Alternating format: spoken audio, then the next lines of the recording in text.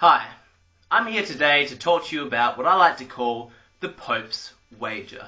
Now, before I get into that, a little bit of history about the Pope. The Pope has generally been seen by Catholics throughout time as having the word of God's authority. It's the doctrine of papal infallibility. What he says goes. I mean, after all, he is in contact with the big man, so he must know better. This includes the 34 popes who presided over the Crusades, what I would regard as one of the darkest times of humanity's history, where hundreds of thousands of Muslim children, women and civilians were burned, tortured, raped and murdered, all at the Pope's whim. But it's okay because God told the Pope to do it, right? Did the Pope also being told from God that there were thousands of agents throughout Europe who were supporting the devil, these witches, and that they should be burned alive at the stake? Back then, certainly. Nowadays, I would assume that you'd find most modern Catholics would say, no.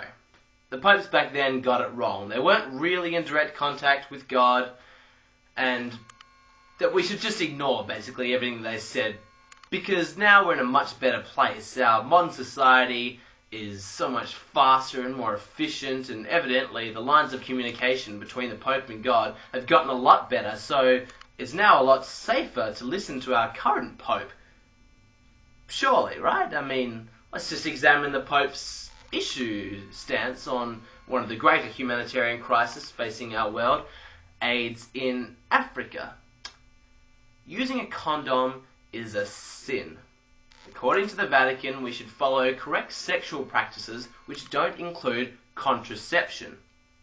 Well, that might be all well and good if it weren't for the 25 million HIV sufferers currently living in Africa, with a further 3 million contracting the disease every year, and 2 million people who are dying every year from the AIDS virus. But evidently, God doesn't really care about these people dying. What really offends God is when people are practicing their natural sexual desires using protection against STDs. That is what offends God, and that is why it is a sin. Can we have a sense of history, please? We are not the penultimate civilization here in 2007.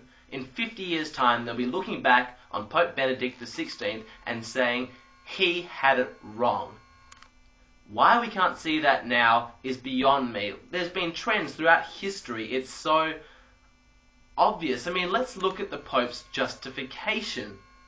I mean, assuming there's this many lives on the line, it would be a good justification, a good reason for the Pope telling these people to continue giving each other this horrible, deadly virus, right? Some kind of medical breakthrough, perhaps, or a new scientific fact that's alluded to. At the very least, could we expect some kind of rational explanation? No. It's a book. A 2,000-year-old book. It's called the Bible. It's a work of fiction, the content of which has been borrowed by other Mediterranean religions that existed at the time. It was written in 135 AD. That's more than a century after Jesus Christ allegedly died. Did the scribe walk around with him and write down everything he said to the exact word? It's impossible. The Bible has been mistranslated, it's been edited, and it has been abused by a very selfish institution that scares people into believing what they believe because they're afraid to lose power. The Pope has offered no proof for why condom use should be a sin. The American Catholic League has suggested that AIDS is God's punishment. His punishment for homosexuality. Remember, this is the same God who loves you. He loves you. There are really 4 factors that the Pope is wagering on that I'm actually talking about when I say the singular Pope's wager. He's wagering on 4 facts. One of these is that there's a God.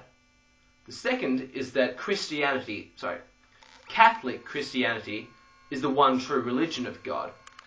Third, that the Bible is the direct word of God as he intended. And fourth, that God intended when the Bible was written for it to be interpreted in such a way that condoms were to be a sin, even in the face of an epidemic such as AIDS. Now, as horrible as the Pope wagering on these 4 extremely flimsy contingencies are, it's not nearly as bad as what he's betting with.